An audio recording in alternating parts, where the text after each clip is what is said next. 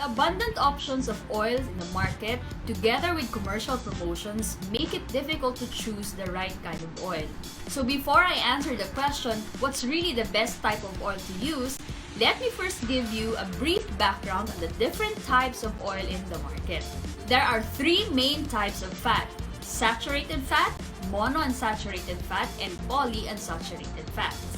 The main difference between these dietary fats is their bond structure. Saturated fat has no double bonds. Each carbon atom has two hydrogen atoms attached to it, making it saturated with hydrogen. This type of fat is generally solid at room temperature. Examples include animal fats like butter and lard, and tropical vegetables like coconut oil and palm oil.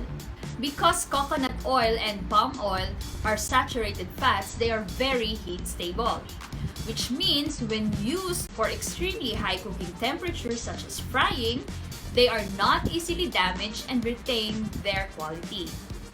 Unlike other saturated animal fats which are known to increase bad cholesterol, coconut oil is high in medium-chain triglycerides known as lauric acid that can decrease the ratio of total to HDL cholesterol.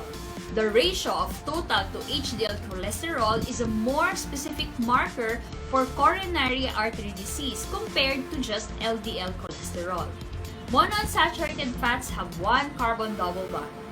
This means two hydrogen atoms are not present, thus forcing the two carbon atoms with missing hydrogens create a bond with each other. This is what we call as point of unsaturation. MUFAs are known to decrease bad cholesterol and increase good cholesterol, examples of which are olive oil, peanut oil, and canola oil. On the other hand, polyunsaturated fats have more than one double bond, meaning more than two hydrogen atoms are missing, hence creating multiple carbon-to-carbon double bonds. MUFAs are further subdivided into omega-3 and omega-6 fats. Examples of omega-3 fats are flax seeds and fish oil. Examples of omega-6 fats are corn oil, soybean oil, and sunflower oil. MUFAs are known to decrease both the bad and good cholesterol. However, it is very important to consider the ratio of omega-6 to omega-3 in the diet as it plays a very critical role in inflammation and disease progression in the body. Human diet has evolved from an omega-6 to omega-3 ratio of 1 all the way up to 16 to 20:1 omega-6 to omega-3 ratio.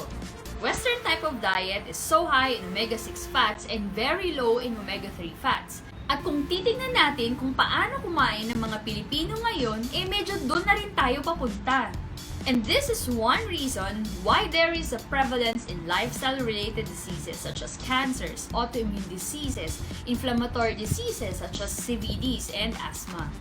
And there are studies showing that by merely improving omega-6 to omega-3 consumption, this is increasing your omega-3 intake and lowering your omega-6 intake, can have suppressive effects if not prevent these diseases.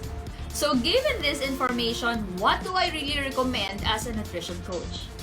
Well, first of all, if we're gonna talk about weight management, the key really is all about controlling your calorie intake. We create a negative calorie balance either through gradual calorie restriction alone or in combination with exercise. And one way of controlling calorie intake is to control the consumption of excess fat in the diet. Please take note that controlling doesn't mean eliminating fat from the diet.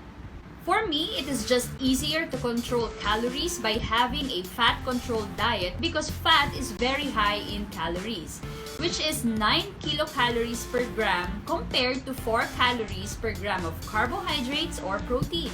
When I make my diet prescription, the maximum amount of fat calories that I give is 20 to 25% of the overall calorie allowance.